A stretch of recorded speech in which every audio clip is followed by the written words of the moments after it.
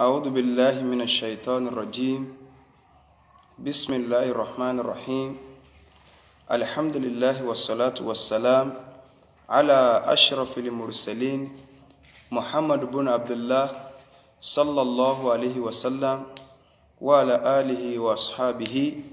ومن سلك مسلكه ونجى منهجه إلى يوم لا ينفع فيه مال ولا بنون إلا من أتى الله بقلب سليم. وبعد، اللهم علمنا ما ينفعنا وأنفعنا بما علمتنا وبارك لنا فيما أعطيتنا برحمتك يا أرحم الراحمين. adúpẹ́ lọ sí ọ̀dọ̀ Ọlọ́run ọba tí ó ṣe wá ní mùsùlùmí, òun náà lọ́ba tí a dúpẹ́ fún. Ọ̀gá oore tí Ọlọ́run ọba lékeọlá tí máa ń ṣe fún yàn, òun náà ni kó ṣèyàn ní mùsùlùmí. Àwa ń fi àánú Ọlọ́run bẹ Ọlọ́run, àdánwò tí yóò bá wa tí a fi láàṣẹ ìsìláàmù mọ́, Ọlọ́run má jẹ́ kó ṣẹlẹ̀ sẹ́ni kọ̀ọ̀kan wa. À ń tọrọ àlékún kí àti ìgẹ̀ fún asọ́jáde Ànábì wa Muhammad sallallahu alaihi wasallam. Ìkẹ́ Ọlọ́run kó máa bá Ànábì àti àwọn ará ilé rẹ̀ àtàwọn sàhábà rẹ̀ àti gbogbo àwa mùsùlùmí ní àpapọ̀. K'Ọlọ́run ọba lékeọlá kó jẹ́ kí a bá Ọlọ́run ọba lékeọlá ńjọ́ tí a bá pàdé rẹ̀ pẹ̀lú ìyọ́nú rẹ̀. K'Ọlọ́run kó láti kan so rẹ̀. Ṣé wà láka jazakumullahu khairan. Naam, ní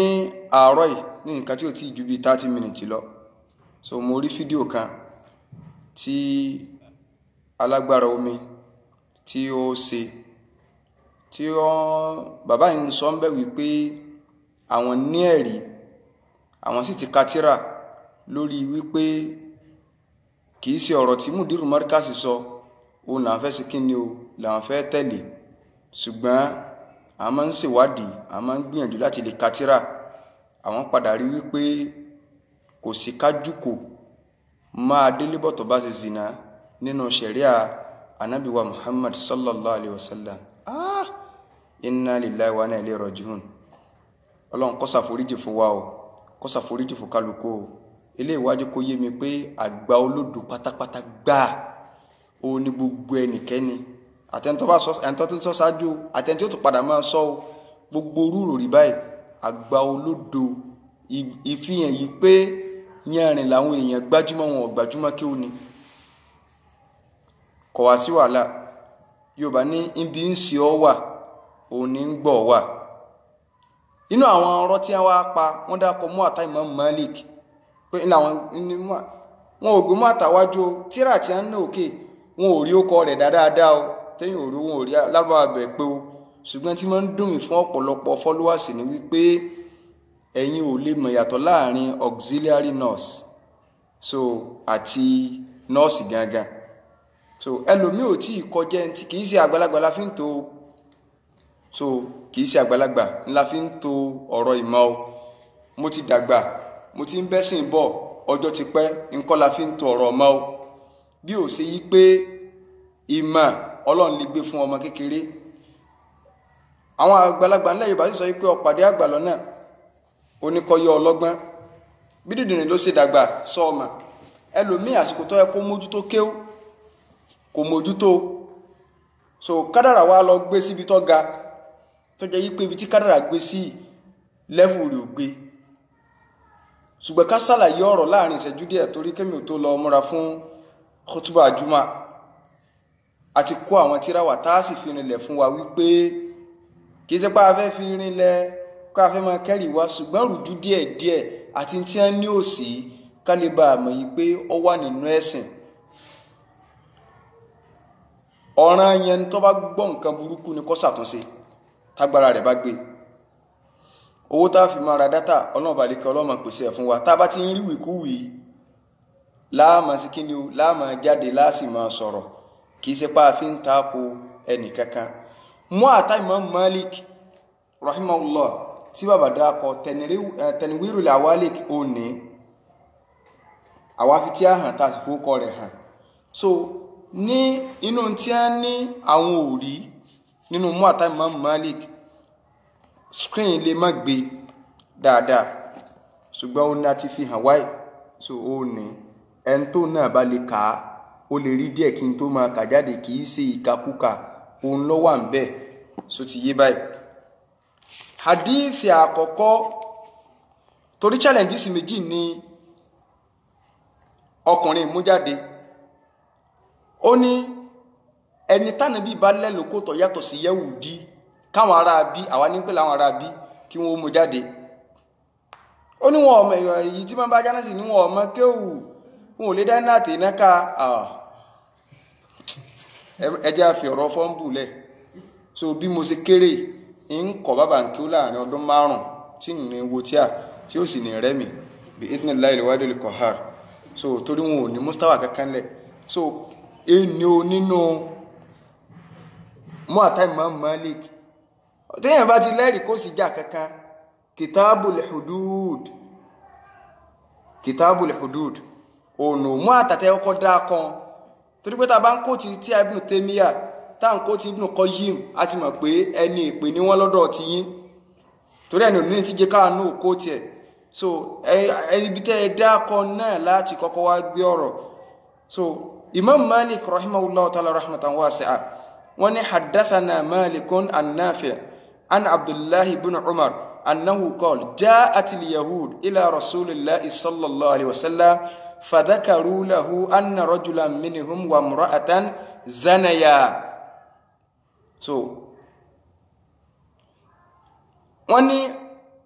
àwọn Yahudi wá bá Nabi sallallahu alaihi wasallam gẹ́gẹ́ bí bàbá yìí náà ṣe kà jáde. Àwọn Yahudi wá hadithi yìí wọ́n gbọ́wọ́lé bí ayatul rajim torí bí wọ́n ti kàdíìsì jáde tẹ́lẹ̀. Wọ́n wá ní àdíìsì tó wà nù kò sí mímọ̀ gbogbo àwọn tánà bí lẹ́kọ̀ọ́ mọ́ Yahudi ni wọ́n. Kéèyàn sọ̀rọ̀ ọ̀rọ̀ yìí ìjẹ́ àgbò olódo ni wallahi lazim. So àdíìsì ni Imam Malik fi bẹ̀rẹ̀ Kitabul Hudud. So ṣùgbọ́n ẹ dákun níbi ẹ̀dìn gangan níbi ẹ̀dìn wọ́n ní báàbù mà já á fi rọ́jìmí. Àwọn ògbé tí a jáde wọn ò járí tí àti ẹni ẹnìkan kò lè ní lọ́wọ́ bóyá àwọn àjàn ló gbé tí eléyàn wà wọ́n ní tí àti ń bẹ lọ́wọ́ àwọn ẹnìkan kò lè ní. So báàbù mà já á fi rọ́jìm ṣé tí ó bá sí rọ́jìmù tí ó bá sí kí ni túmọ̀ rẹ̀. Wọ́n ní agbárin kan ní ó níbi kálẹ̀ èèyàn lóko ẹni tó ṣe zìnà tó ti jáde lébọ̀ káwá lẹ̀ lóko tí ó bá sí nǹkan nínú ẹ̀sìn ṣé wọ́n bá wábà rẹ̀ ṣé wọ́n kọ́ fi ṣe báàbù ṣé wọ́n fi ṣe ẹ̀dìn. Kéèyàn kọ́kọ́ máa jẹ́ ìpàkíyèsí fún gbogbo ẹni ọ̀bá nílà káì. So báàbù tí màmú gan kọ́kọ́ gbé wá. So wọ́n ní agbárin kan ni ó láti máa lẹ̀kọ̀ mọ́ ẹni tí ó ṣe kí ni ó tó bá jẹ́ adélébọ̀ tó ṣe zìnà. So ṣùgbọ́n téèyàn bá ti fẹ́ ka ẹni báàbù àkíyèsí ni à ń pàkíyèsí ni. Téèyàn bá ti fẹ́ ka ẹni báàbù ẹni tó bá fẹ́ kà nù kí ó gbìyànjú rí pọ́ ọkà látòkè délẹ̀. So rí pọ́ ọkà látòkè délẹ̀ mọ́ gòǹgò mọ́ gàǹgà kọ́ ní tá à ń sọ yìí o àwọn ìmọ̀ràn tọ́lá lómi ọ̀farabalẹ̀ ké o. So àwọn àáfà ọlọ́gbọ́n ni ẹ máa ń bá onílàákà ni ẹ máa ń bá sọ̀rọ̀ kì í sọ ọlọ́gbọ́n. Wọn àwọn kọ́ máa ti nǹkan mí ìwájú. So débi pélé yóò ti ẹ̀rùjú wọ́n kọ́ mú àdìsí àwọn Yahudi tó wá. A wá béèrè wípé nínú nǹkan tó rú bàbá yìí lójú ni wípé ṣé wọ́n ní àwọn Yahudi ìdájọ́ tánàbí dá fún wọn nu kì í ṣe fún mùsùlùmí ló dá fún. Àwọn ìdájọ́ kan bẹ nínú ṣẹ̀ríà Islam tá a bá wà nínú àwùjọ. Àwọn òfin kan bẹ àwa mùsùlùmí nìkan la ní. Àwọn òfin kan bẹ àti kèfèrí inú ìlú àti mùsùlùmí inú ìlú lájọ ní nítorí pé tí wọ́n bá ilé ń dá ẹ̀ṣẹ̀ yẹn aburú rẹ̀ ò ní mọ lọ́dọ̀ wọn nìkan ìkànnù rẹ̀ ní zina wà. Islam ò sínú ṣùrùtù tí wọ́n fi ṣe hadu zina fún yàn. So aburú rẹ̀ kì í ṣe ọ̀dọ̀ wọn nìkan kì í sọ́dọ̀ ẹni tó ṣe nìkan. So lànàbí fi fúnra wọn ní ẹ̀sìn gbọ́rọ̀ ara wọn wá bá Nabi sallallahu alaihi wasallam. Wọ́n gbọ́rọ̀ wá látara pé kí ni o wọ́n ń wá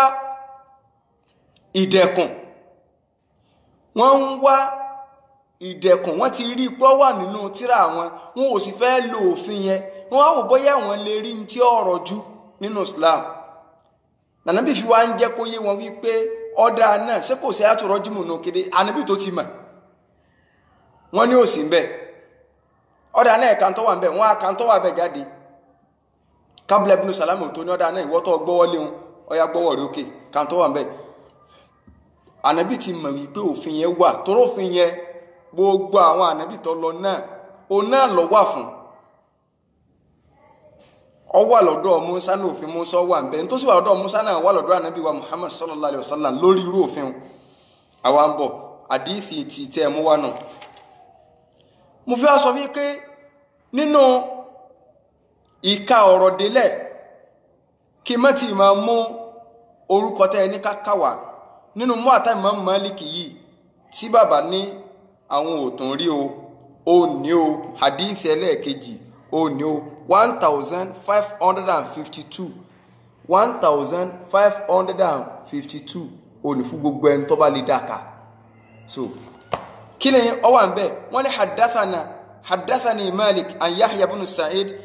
an Sa'id ibn Musayyab anna rajulan min Aslama jaa ila Abi Bakr Siddiq faqala lahu innal akhira zana faqala lahu Abu Bakr hal dhakarta hadha li ahadin ghairi torí àsìkò hadith yẹn gùn délẹ̀ ó wá bá Bakri arákùnrin wá bá Bakri ó sọ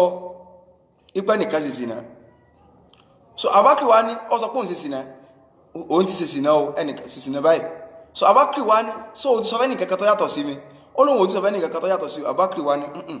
mọ́ sọ fẹ́ nìkan lọ túbà lọ́dọ̀ Ọlọ́run tọ́lá Abakri ò tí ì di àlìfà ń gbà náà ló jẹ́ pé nínú ẹ̀kọ́ ẹ̀sìn nínú ṣẹ̀ríà Islam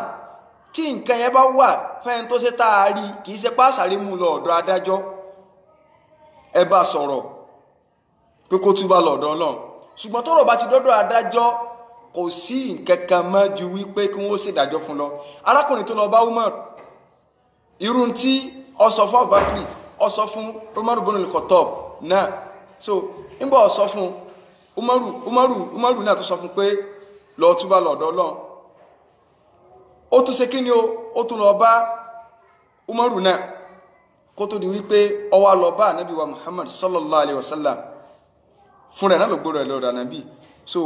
nígbà tí ó sọ orú rẹ̀ fún ànábì sallallahu alayhi wa sallam so ànábì yìí jú kó lọ́dọ̀ rẹ̀ lẹ́ẹ̀mẹ́ta so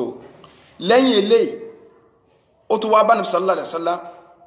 kánàbí ò tó wá bi léèrè tí ó sì wà láàrin kan fún ọ sórí rẹ̀ ọ̀dàrú oríṣiríṣi béèrè so kó tó di pànàbí wa ní kí wọ́n lọ ṣe haddu fún ànábì tún béèrè pé abikirun amuthayyibun so ọlọ́mọge ní àbádélébọ̀ wọ́n ní balẹ̀ thayyib ànábì wa ní ya Rasulallah wọ́n ní balẹ̀ thayyibu ya Rasulallah ànábì adélébọ̀ ní fa amara bihi Rasulullah farujima ó ní so tí abalagbara omi tí wọn ò ṣe kíni o tí wọn ò rí so fa amara bihi Rasulullah farujima wọ́n sì lẹ̀ kó mọ́ so eléyìí ò jẹ́ èkejì tó wà nínú al-Muwatta li Imam Malik nínú àwọn àdìsí tí ó wà ń bẹ̀ òun náà ni haddathani Malik an ibn Shihab annahu akhbarahu anna rajulan i'tarafa ala nafsihi bizina ala adi Rasul sallam wa shahida ala nafsihi 4 marrat fa amara bihi Rasul sallam farujima wọ́n lára kùnrin kẹwàá fún rẹ̀ ló jẹ́ pé òun lòun sì sìnà báyìí ó sì ṣe ṣàhádà lẹ́ẹ̀mẹ́rin pé òun sì sìnà ọ sọ lẹ́ẹ̀mẹ́rin fún ànábì sàlá ànábì sì sọ yìí pé kí wọ́n lọ lẹ̀kọ́ mọ́ ọ wà nínú àtà Imam Malik ẹni yéé ṣe Yahudi o nínú tí ò yé ẹ̀yin àfọ olódo òun ni pé tó bá jẹ́ pé tẹ́ ẹ bá ti rí àdìsí kí ó là ń kọ́ yín o sọ̀ǹgbọ́ tó bá ti rí àdìsí kankan tí wọ́n ní já rajulun ila nabi sallam tàbí já rajulun min al-a'rab arákùnrin kan wá bá ànábì nínú àwọn ará oko àrọ́bù gan mọ́ pè ní lárúbáwá oko àwọn àfa àjẹkóyé wa lọ́ọ́ká sẹ́rí bùlùgù mọ̀rọ́mí ti subulu salam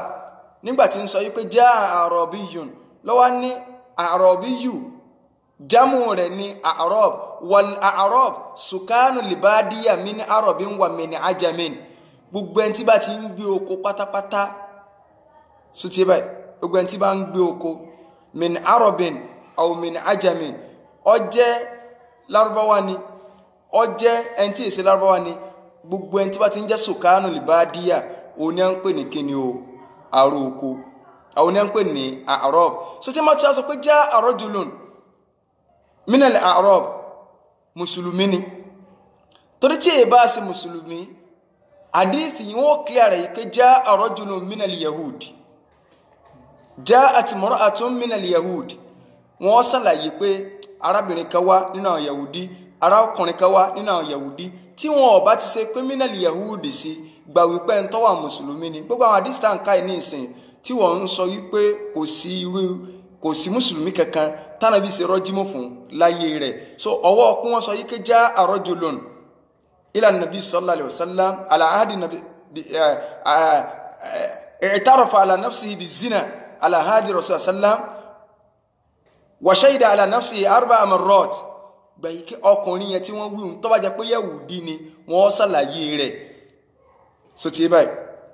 ìyẹn jẹ́ nínú àwọn àkíyèsí tí a pè yín sí nínú àdísì mi tó wà nínú Muwatta tí wọ́n sọ pé kò sí ń bẹ́ ohun tó jẹ́ pé ọ̀ọ̀ká Muwatta gangan jáde ẹ má parọ́ fáyé mọ́ kí ló dé ẹ̀ẹ́jọ́ àwọn tànà àfẹ́mọ́dá kan gbogbo àwọn bàbá bá ní arínú àwọn bàbá tó jẹ́ pé stáǹdì tí wọ́n wà ẹni tí ò tó wọn nínú ọjọ́ orí ó pè wọ́n sákìyèsí wọ́n sì kú ń bẹ̀ nínú àbá wa ńlọrin látàwọn àyè míì tí wọ́n sì kú ń bẹ̀ kí wọ́n á la gidi inú so ẹ̀yin ọ̀wà anímọ̀ kankan jagidi lọ gbogbo àdísì táwọn àbáyé náà rí tí wọ́n ń lò lẹ́yìn ń sọ pé kò sí mọ́ ẹ̀ lẹ́wà ní tá a bá gbé sínú làákàyè ìwà ń sọ yí pé ọlọ́run yóò sọ yí pé kán nẹgba fún ẹni tó bá ti sìnà so ànàbì tó kéré sọ́lọ́run ni ó wà dájọ́ òkò sọ́bà làákàyè mu ní tí wọ́n náà sọ ní òkú sọ́bà làákàyè mu sẹ́rù làákàyè tí ẹni à ń sọ làákàyè yẹn rìn làákàyè ká sí bídíà kàkó alásàlà àtújọ ṣé ẹ mọ̀ kí bídíà máa ń fọyàn nù ni bídíà wà láyé máa ń jẹ́ ìyóò yóò rò sí tẹ́ ẹ bá fẹ́ mọ̀ kí wọ́n lọ́ máa kátí àsúnà oríire ọmọ tòrò sí àdánwò bídíà nù ní máa ń jẹ́ kí orí yìí ò kú sí ni so àdíìsì mi tó ní nínú Muwatta tó sọ ó ní haddathani Malikun an Yaqub ibn Zayd ibn Talha an abihi Zayd ibn Talha an Abdullahi ibn Abi Mulaika annahu akhbarahu anna imra'atan ja'at ila rasulillahi sallallahu alayhi wa sallam fa akhbaratuhu annaha zanat Muwatta là ń bọ́ kàjáde torí ẹ̀ ní o so torí pé tá a bá ń kà lórí olùmọ̀ ẹ̀yìn ké n tí a ń kà ò sínú tí a torí àlùjẹ́ mi náà wà bọ̀ kó tí a jáde pẹ̀lú tó sọ̀n a máa fi hàn lẹ́yọ̀ kọ̀ọ̀kan so wàyíyà hamilun wọ́n ti sọ pé wàyíyà hamilatun torí pọ́kùnrin ìwulẹ̀ lóyún bí lára sí máa ń sọnù wàyíyà hamilun so obìnrin tó wá bá nàbí tó wá sọ yí pé òun ṣe sì náà ó lóyún nú faqala lahu sallam idhhabi hatta tad'i ànábì ní máa lọ ná tí tó fi bímọ so títí dé parí àdífin obìnrin tó padà wà ń gbé òbí mọ kẹ́lẹ́ bá àmọ́ bí tí ìbẹ̀rù Ọlọ́run mú dé lórí ẹ̀mí ànábì tún ní ó lọ tọ́jú ọmọ pé kọ́mọ yìí ó tún fi jálẹ̀ náà yàn kódà nínú rìwáyà àdífin mi ó tún padà fún ọmọ yẹn ní èkìkan búrẹ́dì báńjọ́ tí ń gbé bọ́ọ̀lù dáná bíi pé kó lè bá àwọn kọ́mọ jálẹ̀ náà yàn wá ṣèdájọ́ fún mi ni sallallahu alayhi wa sallam fa amara biha farujimat ó ní o fa amara biha farujimat tí wọ́n náà ti rí tọrọ ní òsínú Muwatta ní akàn báwọn àdífin ṣe wá pọ̀ nínú Muwatta náà gbogbo àwọn àdísọ̀ tó tẹ̀lé náà nínú Muwatta ló wà torí àsìkò tó rà fẹ́ sí nǹkan míì náà nínú ẹ̀rí tá a wà rí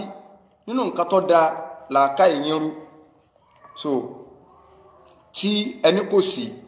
níbẹ̀ Ànábì wa sallallahu alaihi wasallam kọ́nà ọba àlekọ́lá kọ́ba ní sàlékún kẹrẹ fanabi sallallahu alaihi wasallam nínú àdìsọ wà nínú sọ Bukhari ìmọ̀mọ́ dákọ̀ Bukhari tẹ́lẹ̀ tó rọ̀ pé ọ̀tá yín ni so Muwatta tó dákọ̀ náà lójú kọ́kọ́ bẹ̀rẹ̀ yìí pé gbogbo orun tó wà nù Muwatta lọ́wọ́ nù Bukhari so ṣé Bukhari nìkan lọ́gbà díìsì wá ni عن عبيد الله ابن عبد الله ابن عتبة بن مسعود عن أبي هريرة رضي الله عنه وزيد بن خالد الجهني أنهما قالا إن رجلا من الأعراب حديث تافيكا فوي ما gbọ́ حديث mo fẹ́ kai ó wà nínú Sahih Bukhari tó bá lọ wo hadith 2295 695 ó wà nínú Sahih Muslim ó di méjì ní hadith 1697 ó wà nínú musnad imam ahmad ní mujalladu kẹrin 115 116 ó wà nínú abu daud ó wà nínú nasa'i kìí ṣe nasa'i ó wà nínú tirmizi ó wà nínú darimi ó wà ibnu jarud humaydi alibayhaqi alibagawi ó wà nínú musannaf alimusannaf li abdurrazzaq ó sì wà nínú musannaf ibn abi shayba ó wà nínú ibnu majah gbogbo àdìsí mo fẹ́ máa ka yìí pẹ̀lú àwọn nọ́mbà wọn kọmọrókè buhari nìkan torí buhari lọ́ta yín. So ike arákùnrin kan anna rajulan min al-a'rab ata rasulullah sallam faqala ya rasulullah anshuduka Allah illa qadayta baynana bi kitabillah faqala al-khasmu al-akhar wa huwa afqahu minhu na'am faqdi baynana bi kitabillah wa'dhan li. So àwọn méjì kó jẹ́ àdúrà Ànábì sallallahu alaihi wasallam ìkan sọ fún Ànábì inú wọn yí pé Ànábì ẹjọ́ ta fẹ́ kọ́ bá wa dá ẹ̀ wọ́n ń jà ní o tí Ọlọ́run ní kó fi dá kó sì jàjọ́ òdodo ní o. Ìkejì wọn ní Ànábì bá wa fi tí Ọlọ́run dá nínú ìwáyà dí sí wọn á nílẹ̀ ìkejì yẹn ó sì gbẹ̀sí ìyẹjà alákọ̀ọ́kọ́ lọ torí òun gọ́ ọ̀rọ̀ sọkọ̀ ẹ̀kọ́ bá Ànábì sọ̀rọ̀ bá ẹni ẹ wá ní wa'dhan li kó o sì fún mi yọ̀ǹda kí n kọ́kọ́ sọ̀rọ̀ ṣe àwọn kan náà sọ pé la tuqaddimu bayna yaday illahi wa rasulihi kò gba yọ̀ǹda tí ọgbà náà fẹ́ máa sáré rojọ́ lọ ní ẹ̀ sọ pé wa huwa afqahu jábí sẹ́rù àdìsí lẹ̀ àwa sàlàyé ọ̀rọ̀ hadithi ṣùgbọ́n a kàn fẹ́ clear rẹ̀ wípé àníṣe ntẹ́ ní òsì ọwà kéwù ní òye yín àti ìbàjẹ́ tẹ́ ẹ fẹ́ ṣe àwọn tó sì ní irú orí òun ni màá fi last tá a fi mọ̀ yìí pé ọ̀rọ̀ yín ìrújú yín ó ti hàn sí a. Naam ọwọ́ sọ́tán ipe inna ibni kana asifan ala hadha fazana bimra'atihi wa inni ukhbirtu anna ala ibni arrajma faftadaitu minhu bi mi'ati shatin wa walida. Arákùnrin Ànábì má danja ń tó ṣẹlẹ̀ ní ké ọmọ mi ní sẹ́lọ́dún ilé ọwọ́ abáyàwó rẹ̀ sí zina. So in tí wọ́n sọ fún mi ní pé wọ́n lẹ́kọ̀ọ́ pa ọmọ yẹn ni èmi wá kó mo wá fi 100 ẹran pé kí wọ́n má bàa fi lẹ̀kọ̀ọ́ pa mo fi dí lílẹ̀kọ̀ọ́ pa ń pé nígbà tí yẹn san bribe kí wọ́n má fi lẹ̀kọ̀ọ́ fasaltu ahlal ilm in tí a sọ fún mi lọ́dọ̀ wọn nu yí pé ọmọ rẹ tó báyàwó lágbájá yìí sí náà yìí wọ́n lẹ́kọ̀ọ́ pa ni o tó a sì fẹ́ wọ́n lẹ́kọ̀ọ́ pa 100 wa òun wá ti ṣe òun wá padà lọ béèrè lọ́dọ̀ àwọn onímọ̀ àsáwọn onífẹ̀ẹ́nú àwọn olódo bíi irú rẹ àtàwọn ẹni tó yàtọ̀ sí ọ ní ẹ kọ́ páàsì fatiwa fẹ́ ni o. torí ń gbé bá kọ́ sọ pé kò sí àtò rọ́jímù náà kúrà ní tẹ́ pàdàdé náà ni pé ẹni tó bá ṣe irú rẹ o kọ́ wa máa fún yín lówó tẹ́ bá ti bá ṣàdúrà kan tẹ́ ẹ rọmi sínú àgè fún Ọlọ́run ti forí jìn. So Ọlọ́run wá síbẹ̀ àwọn àfáà gidi fasaltu alal ilmi fa akhbaruni annama ala ibni jelda mi'atin wa tagribi amin jelda mi'atin wa tagriba amin mo ṣe mistake náà wùn bẹ́ẹ̀ ni mo ti correct ara mi padà ike in tí ń bẹ fún ọmọ mi o torí pé ọ̀dọ́ lòun ọ̀dọ́ ni ọmọ rẹ̀ tí ó lọ bá ìyàwó ọ̀gá rẹ̀ sí náà ọ̀dọ́ ni kì í máa rí pé in tí ń bẹ fún ni pé kí wọ́n nà ní 100 kí wọ́n sì lè kó ń lù fódìdí ọdún kan pèntì ń bẹ fún àwọn àfáàzọ ká ọmọ rẹ wọn òwúlẹ̀ nílẹ̀ lóko tó tó wá lọ san ẹran 100 ṣe pé ń tọ́wà fún un òun ọmọ wa anna ala imra'ati hadha ar-rajma so wá rí ìyàwó ọkùnrin tọ́jọ́ gangan ni wọ́n lẹ̀ lóko pa. So faqala rasulullahi sallallahu alayhi wa sallama Ànábì wa sọ wípé la aqdiyanna bainakuma bi kitabillah Ànábì ní mo fọlọ́n búra ń dájọ́ Sheikh Sulaiman ẹ̀rọ so ń dájọ́ ní bọ́lọ́n bá pẹ̀lú ìdájọ́ Ọlọ́run tó wà nù Qur'an òní fi dájọ́ fún yín so tí báyìí ntọ́lọ́ ń wí ní fi dájọ́ máa gbọ́ ìwọ tó ní òsì nù Qur'an Ànábì ní ń dájọ́ pẹ̀lú ntọ́lọ́ ń wí so ti gbọ́ àwọn tí mo lágbàdì fi ń wá kọmọrò pé Buhari nìkan tọ́jọ́ ta yín ni so ìdájọ́ pẹ̀lú kitabullah. Ànábì ní aliwalidatu waligọ́nàmú rọ́dùn alayka. Sórí gbogbo ẹran tó ọsàn àtọmọ ẹran tó tún fi lé lórí ọyá kún ọdá padà fún ọ. So wọ́n ló ní kẹrẹ owó sẹ́mù lọ́sàn ẹ̀dá padà fún. Wàhálà ibnika jẹ́lìdù mi'atin wa tagribu amin. Ànábì ní ọmọ rẹ wọ́n lọ́nà lẹ́gbọ́ 100 kún sì lè kó nùlù fòdìdí ọdún kan. Àti ìsèstìmbàtò àwọn àkámùtọ̀ wà nínú kíní yóò kọ́lá fẹ́ sọ o. Ṣé ẹrú tó wà lọ́ndẹ̀ nìkan sáà lè kó lọ́dún kan torí ń wúlò fọ́gá kan. Gbogbo ẹ̀ lé àlàyé bẹ ó torí ẹ̀ jókòó kọ́ súnà ni. Tọ́ ẹ mọ kí ọ pàdánù súnà ni o á kọ́ ń kí ó tó rí òtútù. So Ànábì ní waqdu ya Unais li rajulin min aslam ila imra'ati hadha. Ànábì wa ní ọ̀yá ìrẹ́ Unais wá lọ sọ́dọ̀ ìyàwó ọkùnrin máa gbọ́ ìwọ ni mo rán lọ. Ini itarofat tó bá bi léèrè pé ṣé lóòótọ́ torí pé wọn ò pẹjọ́ ìyàwó ẹni wá bá Ànábì ìntọ́mọ́rọ̀ ọmọ rẹ̀ wá ni Ànábì wá ní tó bá dọ́dọ̀ rẹ̀ ini itarofat tó bá jẹ́wọ́ tó sọ pé lóòótọ́ ni farjumuha ẹlẹ̀ ló kópa àṣeyàn tó lè lọ rán èèyàn adájọ́ tó lè rán èèyàn lọ ṣe rọ́jímù nínú àwọn àǹfààní táwọn àfáàyọnu ẹlẹ̀ ló kó so tí bá nígbà tí ń débẹ̀ fagọ́dà aléha fa'tarafat fa'amara bí harasa sallam farujimat ó ní ó farujimat so ti rí ìparí àdíìsì náà mo ti kà wọ́n tí wọ́n gbà wá fún ọ so nínú àwọn àkíyèsí tá wá fẹ́ pé lórí àdíìsì yìí ìgbà tí Imam Qurtubi torí pé sọ̀rọ̀ pé mi sọ̀rọ̀ sí ọlẹ́ẹ̀kan pé ọ̀dà akọ tí ọ̀kan náà tí àtìmọ̀ ń ká yìí al-i'lamu bi fawaidi umdatil ahkam so rí pé àwọn ibìkan ti fẹ́ parẹ́ ń bẹ̀ torí mùjáládù ẹlẹ́ẹ̀kẹsàn lélẹ̀ kíkà ló dùn tó ti bá kìí jẹ́ pé a fi tó lé kíkà ń ló dùn tó ti bá inú tí ìjà lọ́wọ́ mi òun lélẹ̀ wà kíkà dùn torí àwọn àkámù pọ̀ ń bẹ̀ kíkà ló dùn kìí jẹ́ kẹ́kẹ́ fi àtẹ́lẹ́sàn kí tí àtà ń sọ ni ó so ti yẹ ọba ní ìsìn ẹni tó ṣe òun náà ni Abi Hafs Umaru ibnu Ali ibnu Ahmad al-Ansari tí gbogbo ayé mọ̀ sí ibnu Mulakin àfáwà ibnu Mulakin àwọn ni wọ́n ṣe so mo rò kó ti yọ kọ́ mọ́ rò pé akànká nǹkan tí kò sí kì í orí pé ẹlẹ́ẹ̀kẹsẹ̀ ní ìdí kẹsẹ̀ ní torí àtàǹsọ ìdí méjì ń tí àì kò sẹ́dì kankan nínú wọn tó lé ní lọ́wọ́ so rò pé à ń fowó kásọ ọjọ́ ni ọ̀rẹ́ ọ̀ waqala al-Qurtubi Imam Qurtubi wá sọ òní so ti rí Qurtubi inú tafsir tẹ̀mọ́ká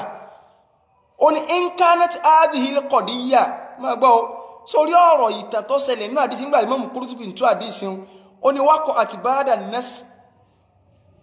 tilawati ayati ar-rajim falimuradu bihi hukmullahi so Imam Qurtubi rahimahullah ta'ala rahmatan wasi'a wọ́n ní tó bá jẹ́ pé kọ̀díyà yìí ó ṣẹlẹ̀ lẹ́yìn tìláwà lẹ́yìn ìgbà tí wọ́n ti pa kíka ayatu rọ́jímì tí wọ́n ti parẹ́ aya kálẹ̀ kò pààyàn wà náà Al-Qur'an tẹ́lẹ̀ ṣùgbọ́n Yorùbá ní amúkan ẹrù ẹwọ́ olókèlè ń wò wò sàlẹ̀ ṣe é mọ̀ pẹ́yìn àtàwọn ọ̀gá yín gbaná sí wọ́n mọ̀ ń sóhùn náà Al-Qur'an odidi ọ̀rọ̀ mí nìyàn ń tẹ́ ẹ̀ fi gbélé yàn náà ìpín iná sì wà máa ń sùn pé kọ́lọ́hún ti ní ẹ ṣe nǹkan kó tún ní ẹ má ṣe mọ́ ọ̀pọ̀ ìmí ń bẹ wọ́n pa ááyà rẹ̀ wọ́n padàjọ́ rẹ̀ mọ́ padà tọ́lọ́hún ní ọ̀dà náà ẹ má ṣe lè mọ́ ṣùgbọ́n tó ń ti bẹ́ẹ̀ ibi tẹ́ ẹ ti mọ̀ pé ọ̀rọ̀ ẹbọ tí ẹ ń pàkíyèsí yín sí lágbára ni pé nínú Suratu Zumar ọlọ́ni wala yarida li ibadihil kufur láyé èmi Ọlọ́run ìyọ́nú sí fún àwọn ẹrúsìn mi lórílẹ̀ ayé rí kọjẹ wípé ntí mo yọ́nú sí fún wọn tí mo á ní wọ́n mọ̀ sí mọ́ ọ́n àwa lọ wádìí rẹ̀ ọwọ́ ajẹ́ ẹbọ kò ṣẹlẹ̀ rí ìdájọ́ ẹ̀sìn bíi ẹ máa ṣe báyìí gbogbo ntí mo ní kí wọ́n ṣe kí wọ́n mọ̀ sí mọ́ padà tàbí ntí mo ní wọ́n mọ̀ sí mọ́ tí mo ní wọ́n máa padà ṣe kò sí ẹbọ kankan ń bẹ kò sí kúfúrú ń bẹ kò sí ṣíríkù ń bẹ ntí òye inú ó láwọn abala tí náà sì wá mọ̀ nsókò wà ṣùgbọ́n àwọn àdájọ́ mo kàn lè wò pé kíní yìí mo kàn fẹ́ fi dán yín wò náà ni ọ̀dà náà mo tún gbé kó mo fi dán yín wò ni ìǹtẹ́ ẹ̀kọ́ ni wọ́n á máa pa ìdájọ́ kíka alukuran tẹ́ẹ̀nì rí àyà rẹ̀ mọ́ tí ó wà sẹ́kù ìdájọ́ nìkan ìkànnù ń tààrí àyà rẹ̀ kàtí apá àyà rẹ̀ mọ́ tó wọ́n ní wọ́n yọ kó ń bẹ̀ tọ́lọ́ ní ẹ̀yọ kó ń bẹ̀ ṣùgbọ́n kí ìdájọ́ rẹ̀ ọmọ sẹ́kù láti lè bá àfi dán yín wò pé ṣé gbogbo ń tẹ́ ẹ bá rí kànú alukuran sí ilẹ̀ fẹ́ tẹ̀lé ìdájọ́ rẹ̀ sọ̀rọ̀ pé tẹ́yìn ọ̀jọ̀gbọ́n sọ ni pé sin is belief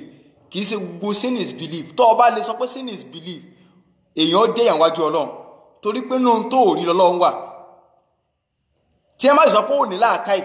yóò dùn ó sì fojú rí làákàyè ó sì gbà pé ó ní ṣùgbọ́n tó o bá rí táwọn àtànàbí wa practicalize Umaru practicalize Abubakar practicalize ààyè ò lè gbà wá tó ra ní nǹkan míì tá a fẹ́ ṣe ṣùgbọ́n tí a bá ti sọkú sọ a tó gbé tí a fún ọ wá alikọ̀dọ́ wàlúkọ̀dọ́ ya fi adi Umar ibn al-Khattab radiyallahu anhu odidi tí a tó lé yìí mọ̀jáládùn méjì gbogbo àwọn àdáyọ́ tí wọ́n rù dá nínú ohun tí Umaru náà ṣe òun náà ní pọ́nlẹ́yìn lóko lójú ayé rẹ̀ wọ́n wá sin tánà bí òní ṣe bí sí wọ́n dàbí rẹ̀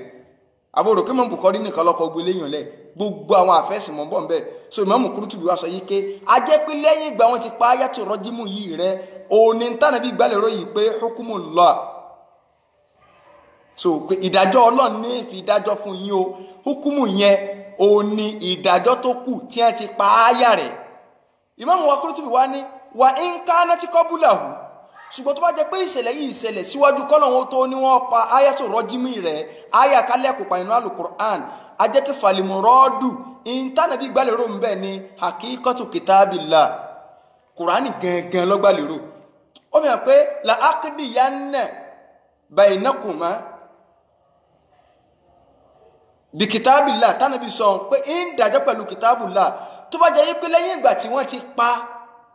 áyà kálẹ̀ kò mọ́ọ̀yàn rẹ̀ nínú Al-Qur'an tó wá ṣẹ́kù hukumu rẹ̀ tó ṣẹ́kù dájọ́ rẹ̀ òun bá ní ọ̀rọ̀ yẹn ṣẹlẹ̀ ìyìn tí wọ́n gbàlérò ní ìdájọ́ òun náà ní kitabullah tánàbí dájọ́ tọ́tọ́ tó dárúkọ ìdájọ́ tó náà ṣùgbọ́n tó bá jẹ́ pé síwájú rẹ̀ ní tó gbàlérò ní odidi Al-Qur'ani gangan pé àyà gangan tọ́lá àyà yẹn sì yẹn sí ti gbà náà ìkan nínú òpin iná sì wá mọ̀ ń so ọ̀wà àjókòó kọ́yùn ni o kì í ṣe ọ̀rọ̀ orí nẹ́ẹ̀tì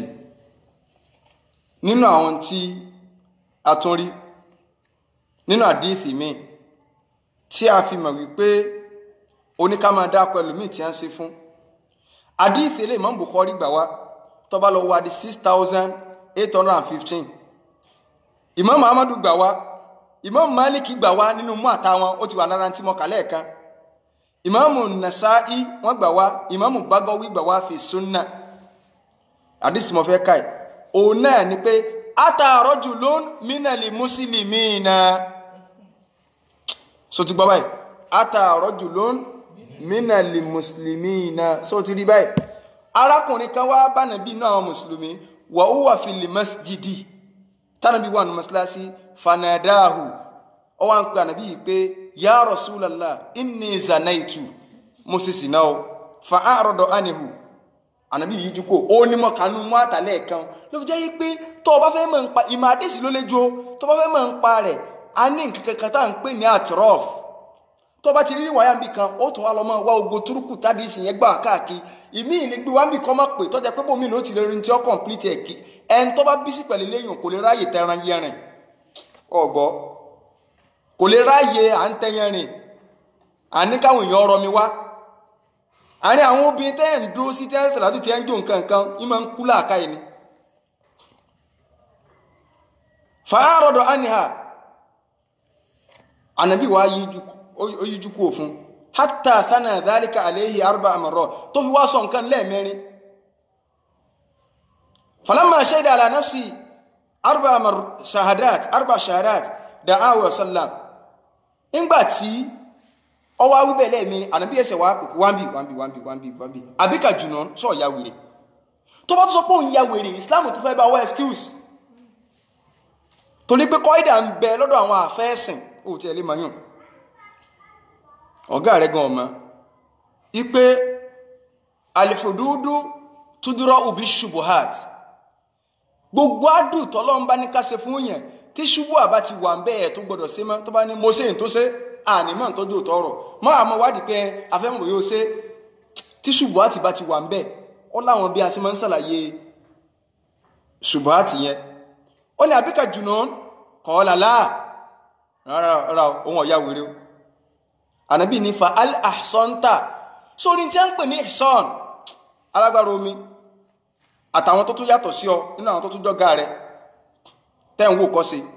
ní tí a ń pè ní ihsan ìtumọ̀ mẹ́rin àbí márùn-ún ló ní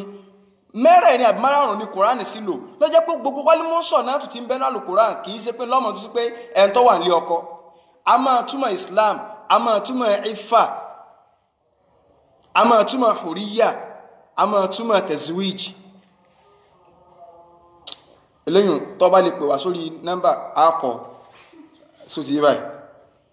Ànábì wa bí lè pé al ahsanta ń bó ní ìtumọ̀ eléyìí tazwij ni so ti mari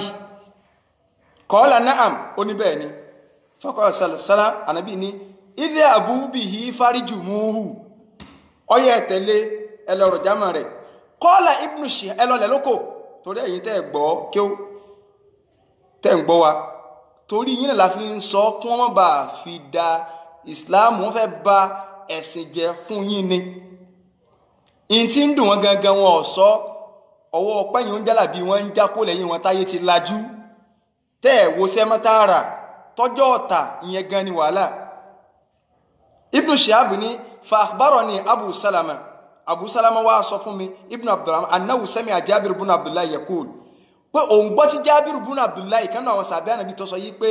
kuntu fi man rajamahu mọ́ wà nínú ẹ̀ńtọ́ lẹ́kùn mọ́ Jabir ibn Abdullah ó ní àdísì yìí tí ẹ̀kọ́ nǹkan ọlọ́gbà wa àbúrà ni ọ wá ní ní tẹ́ni tábùrà sọ mọ́ wà nínú ẹ̀ńtọ́ lẹ́kùn marakùnrin jọ náà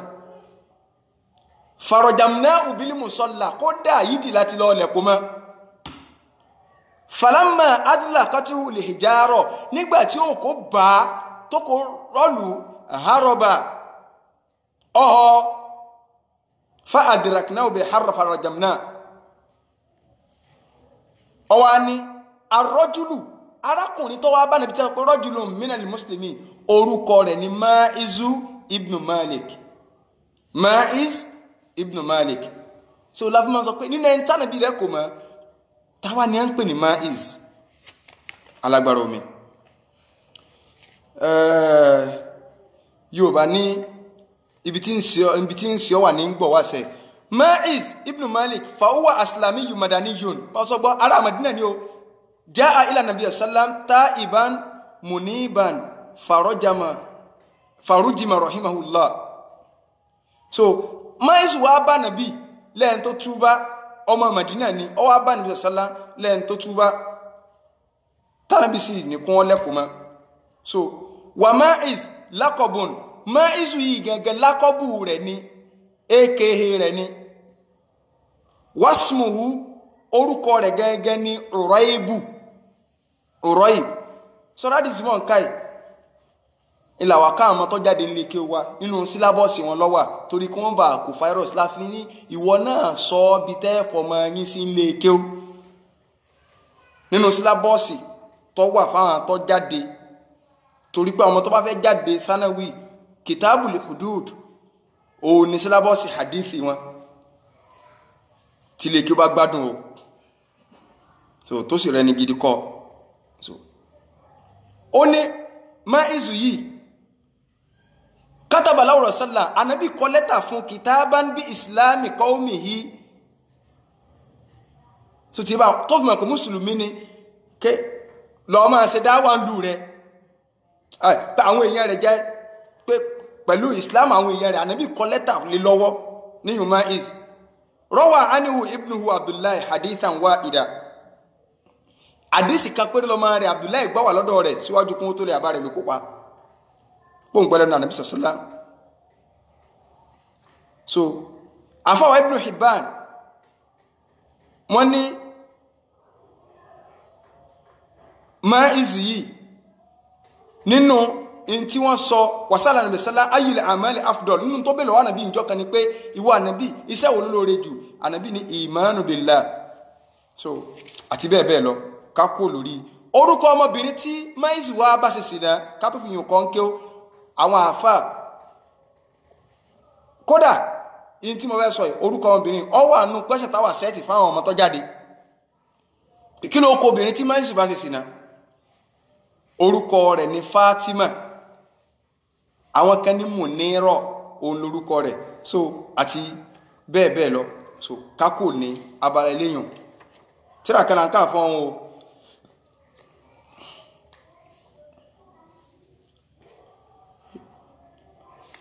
nínú àwọn ẹ̀rí mi tá a fẹ́ fi hàn torí àsìkò òun náà ni tíra ilé sórí òkè sọ̀rọ̀ Buhari àbí Muslim torí ẹ̀ àwọn tí àbọ̀ sèmi ní bẹ́ẹ̀lẹ̀ tí mo kó lẹ́yìn mọ́ fẹ́ ká ni o tọ́lá àwọn tí wọ́n fọ yín gidi nù eléyìí ó ṣe pàtàkì òun náà ni Tawdi'ul Ahkam Sharh Bulughul Marami Tawdi'ul Ahkam sọ ti rí àwọn afọkọ tí a hàn ni o tí ìmáàmù wa Abdullahi ibn Abdurrahman al-Bassam tí wọ́n ṣe Tawdi'ul Ahkam nìyẹn o ibi àwọn àṣírí yín kọ́ wà tú tó bá lọ wo so mujalladu kelo lele mujalladu kẹfà so ti rí ìkẹfà òònà nígbà tí wọ́n mú hadithi la ilaha illallah tí wọ́n mú hadithi wá tán nípa ọ̀rọ̀ wọ́n ti ń sọ̀rọ̀ nípa hadithi Umar ibn al-Khattab radiyallahu anhu hadithi Umaru yìí ó wà ní Bukhari ó wà ní Muslim Umaru ní ọba wọn yẹn sọ̀rọ̀ ó ní inna Allah ba'atha Muhammadan bil haqq Umaru ní Ọlọ́run gbà Nábì dìde pẹ̀lú òdodo wa anzala alayhi al-kitaba Ọlọ́run sì sọ al-Qur'ani kalẹ̀ fún so ti yé báyìí fakana fima anzala Allahu alayhi Umaru ní tí mo fẹ́ sọ wà nù tọ́lọ́run sọ kalẹ̀ fún Ànábì o ayatul rajimi kalẹ̀ ẹni tó jáde líbọ̀ lóko kalẹ̀ lóko ọwọ́ à ń bẹ́ o kọ́ra náà ha àwa sàbí àká ń tálágbára omi òríkà tí mo dírú mọ́ríkàsì òríkà wọ́n wà àìná ha aṣọ wọ́n àkọlì náà ha aṣèlàkà pẹ̀lú ẹ̀ agbọ́yé farajama Rasulullah sallallahu alaihi wasallam Ànábì sí jùkò máwọn èèyàn wàrọ̀jámúná bá dàhù Umaru ní àwa náà lẹ́kọ̀ọ́ lẹ́yìn Ànábì bá Ànábì ṣe jùkọ́ àṣesúnà rẹ̀ fa aksha máa gbọ́rọ̀ yìí alágbára omi Ọlọ́run bá ní kẹ́ Umaru gbogbo ẹ̀yin tẹ́ ń wú mi ẹ bá ń ṣàdúrà fún Umaru pé Ọlọ́run bá ní sàlékún nǹkan rẹ̀ radiyallahu anhu Umar ibn al-Khattab radiyallahu anhu Umaru ní fa aksha ẹ̀rù ń bá mi ìntọ́lá bí nẹ́ẹ̀sì zamanon tó bá yá tásìkò bá pẹ́ tí àwọn àsìkò gidi bá ti lọ tó kọ àwọn olódò àfá àwọn ẹlẹ́bọ tọ́sẹ́kù wọn bí Rasidi alágbára omi àǹkó àwọn Jami ajagun wà ohun ètí ẹ̀ sáfà ohun ọ̀lọ́lé kí ó tẹ̀ so olódò tó infinity lo ìntọ́lá bí nẹ́ẹ̀sì zamanon tí àsìkò tó bá pẹ́ pẹ̀lú àwọn èèyàn an yakula qailun kani ko maka jẹ ẹ̀bà àti láyó tó ti dúró láàrin àwọn obì fasala tó torí rẹ̀ ti kú kọ́kọ́ wọ́n sọ pé ma najidu rajima fi kitabillah hadisi ni o la wá ń fi tí ahan yìí o ní o jọ ń torí Ọlọ́run o ṣe àti rí báyìí o ní mọ̀ nǹka yìí o káwọn náà farabalẹ̀ wo o ní o Umaru ní kọ́kọ́ má di pé ẹnì kọ́ àkàndìdí yà sọ pé ma najidu rajima fi kitabillah àwọn òrí kálẹ́kùn máa ń yẹn tó bá yẹ ìsìnà tó jáde lébọ̀ nù tírà Ọlọ́run fáyẹ̀dínlú Umaru ní tí wọ́n wà lọ sọnù àwọn èèyàn máa sọnù látara ọ̀rọ̀ tó bá sọ in tó mọ àdìdé ni o kìí ṣe pa arágbàlagbà fi o torópò ní mi lè máa òkè sí ń tọ́kàn náà rẹ̀ sí ni wàláhì ń tọ́kàn ni kódà ó tún lé ju bí mo ṣe ń sọ ẹ lọ tá a bá lágbára ni tó bá jẹ pé ayé Umaru ni wọ́n bá múrù rẹ ẹni tó sọ̀rọ̀ kú sọ báwọn kí ni wọ́n ṣe fún wọn mú igi Umaru ní ẹlọ́bàá mú ọ̀rọ̀ pẹ́ wá ọwá kòbò lórí làákà ẹni ló ṣe lọ onírọ́jà lè yàrá kìlẹ̀ Umaru fún mi náà làákà mi ti padà ẹkọ́ gíbo lórí ó wù kú inú ẹ̀sìn Umaru ní fáyẹ̀dínlú káwọn èèyàn mọ́ bá a sọnù bìtẹ́ríkì faridatin anzalaha Allah látara pé wọ́n lọ gbé ọ̀ràn èèyàn lóòótọ́ là ló ṣẹ̀ríà ní Nàìjíríà ẹlòmínà ẹ̀sán wọn lo ṣẹ̀ríà ní sẹ́ni àmọ́lẹ̀ ẹ̀kọ́ ni àṣọ ṣùgbọ́n mọ́ sọ pé ó sì ń bẹ̀ sórí ọ̀ràn kan ni pé èèyàn olùdájọ́ Ọlọ́run ọ̀ràn tó tó wá ju ọ̀ràn lọ ó ní kéèyàn sọ pé kò tiẹ̀ sínú ẹ̀sìn eléyìí gan lọ́gọ́ orí ibú sẹ́gbà àwọn táwọn sọ pé wà ń bẹ́ẹ̀ nìsín sáà kẹ́nìyàn kan bọ́ tata ni wọ́n máa lẹ̀kọ́ mọ́ ṣùgbọ́n kó o ní òsì nínú ẹ̀sìn orí ibú tó infinity ni orí ibú tí ò lópin ni àbọ̀ ọmọ táwọn sọ ni Umaru ní káwọn èèyàn má bàa sọnù bitariki faridatin anzalaha Allah látara kí wọ́n lọ gbé ọ̀ràn yẹn tọ́lọ́wọ́n ọba àlékè ọlá tó gbélé wọn lórí pé kí wọ́n ṣe wọ́n àgbèjúlẹ̀ Umaru ní wa inna rajima haqqun fi kitabillahi ta'ala kálẹ̀kùn mẹ́rin tó bá ṣe sìnà òdodo ní o ha brara sì di gbọ́ o Umaru ní wa inna rajima haqqun torí nígbà táwọn ajá rẹ̀ ọba tó máa bọ́ ọ̀tà tí wọn ò ní ronú kì í ṣe èbú lélẹ́yìí o ayé là ń ká yìí Kùránì là ń ká yìí hadith là ń ká fún ẹ̀ tí èsì Buhari tọ́jọ́ ta yín nìkan lọ sọ mọ̀ ń bọ̀ nbí tásìrí yín ó tutù ní ìṣe o mọ̀ ń bọ̀ nbí àṣírí yín kò ó tù ní ìṣe o haqqun fi kitabillah ta'ala ala man zana Umaru ní òdodo ní o fẹ́ ń tọ́ba ṣe sìnà idha ahsana minar rijal sọ̀rọ̀ kí mo tutù ìtumọ̀ ìsọ̀nù fún ọ idha ahsana minar rijal yóò bá máa ń kòwé kẹpẹ́ tí sin ọ̀bà là ó yẹ kó máa nù rí ó lè la àwọn ọmọ tó ń kó bọ́ọ̀ta ó yẹ kó kó wá kákọ́ ọ ni bójú tí ẹ bá tiẹ̀ ti ń rí báyìí lọ ẹ kẹ́yìn ò lè dà wọn ò tó wá ké ògidì Umaru ní idha ahsana fi kitabi minar rijali wan nisa ẹn tó bá ti lè lọ́kọ nínú ọkọ àbúbí tó bá ilé zina ọwọ́ àna àyà Kùránì tọ́lọ́n táwa sàbẹ̀ gbọ́yé ṣùgbọ́n tọ́lọ́n ti mú kíkà rẹ̀ pé ká má fi ṣe tìláwà torí mi ń bẹ tọ́jọ́ pọ́lọ́ òun ní ẹ máa kà lásán ní ẹ̀ní lódàjọ́ rẹ̀ mọ́ kẹ́ ẹ lè bá máa gbẹ́ládá pẹ̀lú ìdájọ́ rẹ̀ ìtọ́lọ́ ń bá pa áyà rẹ̀ tọ́sẹ̀ dájọ́ kù Ọlọ́run fẹ́ dán yín wò pé sí ogbon tẹ́ ẹ bá fojú rí lẹ́gbà idha qamati li bayyina Umaru ní ta bá ti lè rí ẹ̀rí tó dájú pé nìyẹn sì sí náà aw kana li habulu ń bẹ mọ́ tuntun sókùn habulu kì í sókùn oyún ni à ń pè bẹ́ẹ̀ tó ti báyìí tọ́rọ tó lé ní okùn ilẹ̀ èdè lárọ́wá alhamdulillah dúpẹ́ tàà kí ó gidi tàà ń ṣe súnà awìlẹ̀ ti rọ́f tàbí tẹ́niyàn bá wá jẹ́wọ́ pé mo ṣe báyìí so ẹ̀rí tí a rí nù o nínú àwọn nígbàtí ìmáàmù wà yìí àbá tó ṣe tí àìtí mọ̀ dákọ̀ yìí wọn ètò ṣe Buhari tí wọ́n ń sọ fọ̀wáyé wọ́n wá nínú àǹfààní ni wípé wọ́n ní àyà yìí ọlọ́ni àyà nínú sọ́tù nìsá àyà 15 so ti ẹbẹ̀ àyà nínú sọ́tù nìsá àyà 15 tọ́lọ̀ ń sọ yí pé wallati ya'tina al-fahisha min nisa'ikum fastashidu alayhinna arba'atan minkum fa in shahidu famsikuhunna fil buyut hatta yatawaffahunna al-maut àyà tọ́lọ̀ sọ pé àwọn tó bá sì ṣìnà nínú yín nínú àyà 15 nínú àwọn obìnrin ẹ tì wọ́n pamọ́ lé títí tí wọ́n ó fi kú tàbí tí tọ́lọ́run ó fi la ọ̀nà wà bá wọn wọ́n ní bàbá ní àyà yìí thumma nusikha bi hadithi Ubada alladhi fil bab hadithi Ubada ibn Samit tánàbí ní ẹwà ń bì yóò Ọlọ́run ò ní ká tí wọn mọ́lé pamọ́ o Ọlọ́run ti la ọ̀nà wá kí náà lọ́nà tọ́lọ́run là òun náà ní pé ẹni tó bá jọkùnrin ẹlẹ́kùn mọ́ aw yaj'ala Allahu lahunna sabila tọ́lọ́run dákọ̀ sọ́tún nìsà ẹ máa tí ọkọ tí ẹ pa mọ́lé ìdájọ́ àkọ́kọ́ tó wánu ẹ tí àwọn obìnrin mọ́lé pa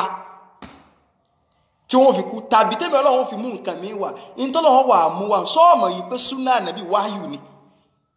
tánàbí bá ti sọ nǹkan kódà kọ́ mọ́ sínú Al-Qur'an wáyù ni ìdájọ́ Kùránì ló fún kílẹ̀ rí wa áyà méjì ní fún Ọlọ́run wà máa yẹ ń tí kò á nílẹ̀ hawa nígbà ìpẹ́ kan kà lóde fáwọn èèyàn lásán ni torí owó tẹ́ gbà tẹ́lọ̀ ká sọ́tù Rahman Ọlọ́run wà máa yẹ ń tí kò á nílẹ̀ hawa in huwa illa wahyun yuha ànàbí ò ní sọ̀rọ̀ pẹ̀lú fẹ́nu àfi tí àwọn Ọlọ́run bá ní kọ́ sọ in tó ti sọ yẹn kì í sóun ló ní àṣẹ Ọlọ́run ni Al-Qur'an wa sunna wahyani ẹlẹ́ẹ̀kejì nínú sọ́tù Nahli àyà 44 àyà 44 ṣé Adam náà kó ti àyà kí wa anzalna alayka dhikra Ọlọ́run ní àwa la sọ hadithi kalẹ̀ fún ọ la sọ súnà kalẹ̀ fún ọ litubayyina linnasi ma nuzila ilayhim kó lè bá a máa fi súnà yẹn ṣàlàyé Kùránì tá a sọ kalẹ̀ fún ọ sórí nǹkan báyìí ọ̀dà bàbá ní wọ́n ti wá pa áyà yẹn rẹ́, áyà Suratu Nisa áyà 15 yẹn pẹ̀lú àdísì Ubada tálàmì sọ yí pé Ọlọ́run ti gbé solution wà fọ́rọ̀ wọn o, wà násìkò lè Kùránì bí súnnà, ká sì pa àlùkùránì rẹ̀ pẹ̀lú súnnà, ká sọ pé àdísì wá pa Kùránì rẹ̀, àwọn kẹtàkó jaizun ala sahih, so ti rí jaizun ala sahih ọlẹ́tọ̀ o, lè anna kullan min indillah, so ti rí lè anna kullan ó ní ibi tọ́lá ọkà lè rókò àwọn ọ̀ká tí ó ẹ̀sìsì, so ó ní ibi mọ́ fọwọ́ sí gbogbo ẹ̀mtọ́ lè anna kullan min indillah, so kìí tó ṣe Buhari lọ sọ, kìí ṣe Buhari lọ sí torí pàtì kìíní kejì àti súnà àti Kùránì ọ̀dọ̀ Ọlọ́run méjèèjì ti wá, eléèlé tẹ́lẹ̀ ṣe tèyí lọ tí ra wọn ṣe, so kí ni problem ẹ̀ tó fi lóòrí inú Kùránì, so rí bá wa ma atakumur rasulu fakhudhu, ẹ̀sìn wa wọ́n pín méjì, ó rí dàjì inú Kùránì ọba dàjì òkú inú súnà, ṣe bí ṣe kọmọdún ti sọ bẹ́ẹ̀ fún yín jòdì, ṣùgbọ́n ọ̀tá tẹ́ ń gbé lọ wo gbogbo àwọn fídíò ní òjẹ́ ẹ̀là sáwọn ọmọ oníṣòkòtò sófin oníwà sọ pé kìnnìkan ọ̀dà Ọlọ́run ṣàánú yín o. ẹlẹ́ẹ̀kejì tí a bá yẹn sọ ń bì ní pé anzalallahu ayata rajmi fi kitabihi fakana nasuha, bàbá yẹn ní bàbá tó ṣe tíra yìí tí mo mú lọ yìí tawdi'ul ahkam, wọ́n ní Ọlọ́run sọ àyà yẹn kalẹ̀ nínú alukur'an, nasu rẹ̀ gangan wá ní tí wọ́n parẹ́ táwọn sàbẹ́ tá a rẹ̀ dẹ̀ látọ̀dọ̀ Umaru, òun náà ní pé ash-shaykhu wash-shaykha, àgbàlagbà lọ́kùnrin tó ti jáde lébọ̀ òun ní tí wọ́n ṣéhù, àtobìnrin náà tó ti márì, ìdázánà yá táwọn méjèèjì bá ṣe sìnà fáríjù múhù mọ́ àlìbátà, ẹlẹ́kùn mọ́ wọn pátápátá ni, nàkàlà minallah, ìdíyà jẹni látọ̀dọ̀ Ọlọ́run ní wallahu azizun hakim, ayàtọ̀ wà nù tẹ́lẹ̀ òun tó parẹ́, sọ̀rọ̀ pé tí wọ́n sọ ni pé wọ́n wà àìnáhà aṣọ àkọlìnáhà agbọ́yé, oyè àbí òye, so ìyàn bá torí àsìkò kó lè bá wà mọ̀ níparí sá níparí tí àsìkò lẹ́ o ní o tíra míì tó ní kó lè bá akówá fún ọ Tashilul Ilmam, bàbá Fawzani ló ṣe lè ṣẹ́rì bùlúgù mọ̀rọ́ mi ni bó ṣe bá ń bẹ̀nu ọkọ̀ yín Al-Jami'u li Ahkami Fiqh Sunnah, bàbá wa Salih ibn Uthaymin bó ṣe bá ń bẹ̀nu Fathul Bari ní ṣẹ́rì Bukhari, sórí pé mo ti bọ́ dá gbogbo ẹ̀, ṣùgbọ́n gbogbo ẹ̀kọ́ la sì lè sọ torí ẹ̀ tún sọ mí gbogbo ẹ̀kọ́ la, eléyìí tí mo fẹ́ kà fún ọ yìí òun ni Sahih Fiqh Sunnah, so Abu Malik lẹ́n tó ṣe wọn ọ̀dọ́rọ̀ ara wọn sọ wọn ó kó tinú tí àtọ̀wá o, mo wá fẹ́ ka ilé níparí kálíbà mọ̀ wípé ń tọ́sẹ̀lẹ̀ yìí kìí ṣe ọ̀rọ̀ ìsìn nìkan o, ọ̀rọ̀ ti pọ̀ tí àbáyẹ ti ń sọ, bàbá yẹn wá ní ukubatu zani al-muhsan ay athayyib, so di pé wọ́n tó kọ́ bẹ̀ aw athayyib kọ́ kẹ́ẹ̀ka dáadáa, so ti rí báyìí ẹ ti rí, so tírẹ̀ ilé mujalladu ẹlẹ́ẹ̀kẹrin òun ni al-mujalladu rabi, wọ́n wá ní so bí yẹn bá bùn èmi tí mo dúró yìí, bí yẹn bá bùn mi ní 1 million naira ní ìsìn ìfìrà tí a kú ń lọ kánú ìrà tí a là máa ń rà, so a sì dúpẹ́ lọ́dọ̀ Ọlọ́run pọ̀ yọ sí ala torí húrùkú bá àwọ̀ ọ̀rà tí a ní tí a lásọ wa agbára tẹ́ ń kó káàkiri náà kọlẹ̀ fi rí nǹkan sọ àfà ní la khilafa, tó ti di báyìí la khilafa bayna alil ilmi, kò sí ìyapẹ lọ́dọ̀ àwọn àfẹ́ẹ̀sìn torí wọ́n pé mina sọ̀hábà nínú àwọn sàbé wà sálàf àtàwọn tó tún ti sáájú wa wal ahimmatul mashuhurin àti àwọn àfáà tí wọ́n gbajúmọ̀ tí wọ́n lámìláaka tí wọ́n jẹ́ èèyàn rẹ̀ torí wọ́n pé illa àyàfi màgbọ́ àwọn tí ìyapẹ́ ẹnu ń bẹ lọ́dọ̀ wọn ni o sharidhimatun minal khawarij, àwọn olórí ibú inú àwọn khawarij, àṣà khawarij tiẹ̀ ní ẹ̀yìn àtọ̀gá yín tó ti rí báyìí sórí ìlànà àṣọ èmi kọ́ ọmọ sọ ọ́ tó wá ti fẹ́ fèsì padà àfà tó ti gbogbo àwọn àfà tí mò ń kó tì ní kó tó lọ́mọ sí pé fún okó ló ti rí ẹnu ná báwọn ní ẹwà nínú ní bí wọ́n ni àfààní ya ghafilan tatamada غدا عليك تنادى هذا الذي وعظوا وخوفوا للمعادى يا غافلا تتمادى afọ́nú fọ́ra rẹ̀ máa bá lọ báwọn máa bá lọ à ń sọ fún yín à ń pè yín sákèsì à ń sọ fún yín ẹ̀dán غدا عليك تنادى tó bá di ọ̀la àlìkí àmọ́ ń gbọ́ ọba kú láti inú sàárè àwọn mọ̀lẹ́kọ́ ó pè ọ́ pé hadha alladhi wa'adhu ṣé bí n tí ń pariwo ni gbogbo àwọn àfẹ́ẹ̀sì ń pariwo káàkiri gbogbo àwọn àfáà súnà wọ́n ké gbogbo àwọn dàkátìrọ̀ wa wọ́n ń pariwo Dr. Alaro Dr. Alágùnfọn Dr. Sharafuddin Dr. Ismail gbogbo àwọn dàkátìrọ̀ yìí wọ́n ń pariwo ike ọlọ́run tó gbé Saheed Shittu dìde ó tún kékékékékékékékékékéké kálukú ń pariwo fún yín ṣé wà kọ̀mọ̀dé yìí nù ṣé wà Imran Eleha gbogbo àwọn àfáà yìí ń pariwo káàkiri so bàbá wa ní máa dù wọ́n pariwo kí wọ́n tó kú ọlọ́run tó gbá wọn àfáà wa dìde gbogbo àwọn Dr. Láìwọlá gbogbo àwọn dàkátìrọ̀ wa kálukú ń sọ wọn àmọ́ ní ṣé wọn ò sọ fún ọ gbọ́ audio ń bẹ Facebook ń bẹ kíní kan ń bẹ غدا عليك تنادى هذا الذي وعظوا وخوفوا للمعادى ṣebí tí ń dẹ́rù rẹ̀ báyìí ni wọ́n ní ọmọ mọ̀bọ̀dọ̀ wájú ọlọ́run ó tó wá padà tẹ́yìn rìndí wájú ọlọ́run ìyọ́ jẹ ségesi ọlá ní tàmílẹ̀kọ́ ọmọ sọnù so àáfàá ní àwọn nìkan ni wà bá dùlì Mu'tazila sórí pé wọn ò kì í mẹ́yìn rẹ̀ àtàwọn Mu'tazila àwọn tí wọ́n sọ wípé kò sí àtọ̀rọ̀ jímù náà tá anybody irú ẹni tó bá rí ọ jẹ́ kò bá àjàfà àgbà olódo gbogbo ayé ló bá sọ wípé kò sí àtọ̀rọ̀ jímù Khawariji ni Mu'tazila ni kódà kọ́ mọ́ wọn rí ìròrí wọn nù lẹ́yìn àwọn méjèèjì nìkan gbogbo àfáà yòókù Imam Maliki ni ayọ̀gbàmí ni ìbámu kóòtì wàláì Imam Maliki gbogbo wọn pátá Ṣàfi'í ni Hanbali ni kò sẹ́ni kankan ìwọ challenge sí mo fẹ́ fún ọ yìí mo gbéṣẹ́ fún ọ mú bí tí Imam Maliki sọ pé kò sí àtọ̀rọ̀ jímù wá ṣebí mú àtàtọ̀ ọ̀dà kan ni mo kọ́ kà jáde sọ ibi ni mo mú àwọn mú àtà Imam Maliki ṣebí ni mo kẹ́rì rẹ̀ wà ń bẹ́ ọ ṣé Maliki yàlẹ́ máa ń pera yín ṣé Maliki yàlẹ́ ń pera yín ẹ mú ẹ̀rí jáde ibi tí Maliki sọ Imam Maliki ni o Ṣàfi'í ni o Ahmadu ni o Abu Hanifa ni o gbogbo wọn pátá ètì kódà tó bá tó lọ ka tí ẹ̀tọ́ ọlọ́mọ ní orówó rà so tó bá tó lọ ka àwọn àfáàní tí ẹsẹ̀ ṣe ti láàfù sí ni pé ok bó o láṣẹ rí ẹni tá a fẹ́ lẹ́lòkó bó o ní wọ́n tó ṣe rí mọ́lẹ̀ tó bá ọ sáàlẹ̀ gbogbo tí ẹsẹ̀ ṣùgbọ́n sáàlẹ̀ lóko àbá nílẹ̀ lóko ń pọ̀ sọ̀rọ̀ àtàwọn tìláàfù mi tí ọ wà ṣùgbọ́n pa kí sáàlẹ̀ lóko àbí Khawariji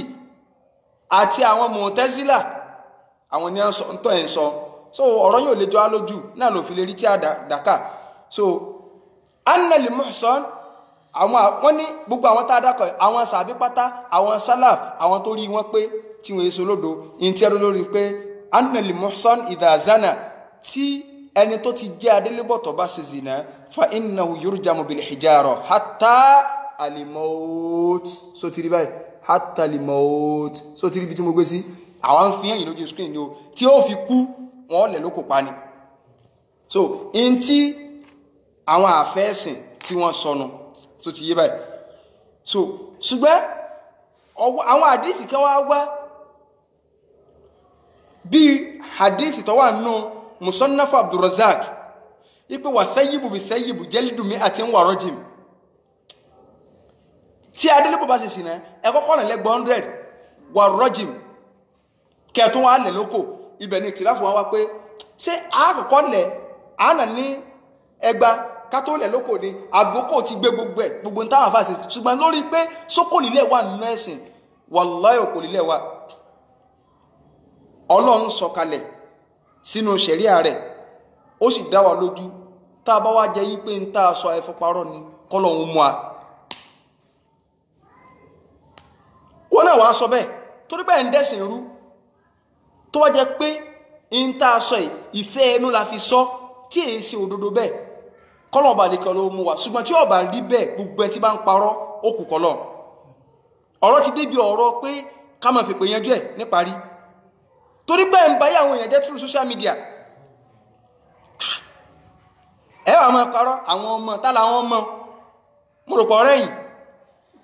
tá làwọn ọmọ àwọn ará bí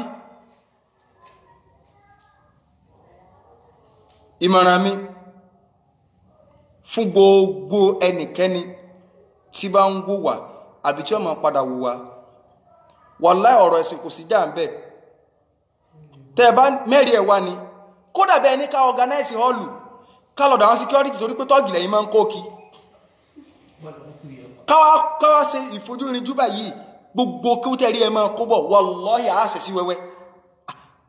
ẹ̀rọ ká àwọn ọmọ súnà ọmọ kí ó sọ ìwà ẹ̀yìn lára ọmọ kí ó táwọn tí mọ jáná sí òrìkúra ń pè tí wọn ọmọ kẹ́kẹ́ àárọ̀ iná mo rí gbogbo rírì rẹ̀ kò tí ju 1 hour lọ tí mo sáré lórí kí bàbá yìí tí wọ́n ń gé àbáyìí lọ́wọ́ tó ń bọ̀ ká kí ló kọ̀ máa rọ mi ẹ̀ka àkíta náà ló sọ pé kẹ́kẹ́ máa rọ mi kí gbogbo ṣe báwọn tó tíṣù ti di ọpọlọ mọ́lẹ̀ ní rọ mi wá kí lọ́kẹ̀mí àti pé wọ́n máa rọ mi òsìkì kí ló kọ̀ ń pọ̀ ọ̀rọ̀ ẹ̀sìn èèyàn máa ṣiṣẹ́ ẹmẹ́rì wọ́n náà bàbá tó ti lọ gbọ́ àwọn bàbá tó ti lọ ṣéṣe Ádámù ló ní káwọn èèyàn máa rọ mi wá ní àbí ṣé ó Kàmálùdín àbí àbáwọ̀ Lágbàjì làwọn èèyàn lọ́ rọ mi bá ẹ sọ níjò ní adáṣe òṣèwúlẹ̀ sáwọn àbá ìdásọ́là túlẹ̀ tẹ́ àmọ́ ẹlẹ́jà àwọn àbá yẹn àmọ́ sí bẹ́ẹ̀ pẹ́ ń gbìjà àwọn àbá eléyìn àwọn bàbá rí mọ̀ láwọn eléyìn kọ́lọ̀ ń kọ́sànù ẹnì kọ̀ọ̀kan wa níparí ìmọ̀ràn ni pé ẹ má kàn rò pé ẹ lè gbé tí àkẹ́ ẹ máa kà ó kéwú ọ yàtọ̀ sí ìwé o ọ̀kan lè gbé tí àkọ́ ọmọ kà ó kéwú yàtọ̀ sí ìwé o àfààní yàtúnúl gọmọrù análèkótó bàtàdì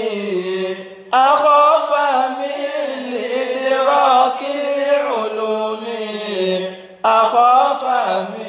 lè dèrò kílẹ̀ olómi. sọ́ra wọ̀ ọ̀rọ̀ náà mi ju pé kakọ́ máa ń kí ó lọ àfààní yàtúnúl gọmọrù òpònú ní tẹ́ ń pè ní gọmọrù nìyẹn òpònú afọ́fúngbémú abunú ẹ o rò pé ọ̀kan ní lọ́dá tí àkàkú tí má ti kí lọ́wọ́ ń bẹ̀ máa gọ́gù ẹ̀ máa ka tí a náà ọkọ̀ orúkú tó wákàtí mú tí a yọ tó bá ti ń kà bẹ́ẹ̀ ọmọ náà ọ gẹ̀ẹ́tì ẹ̀ akọ́fà mi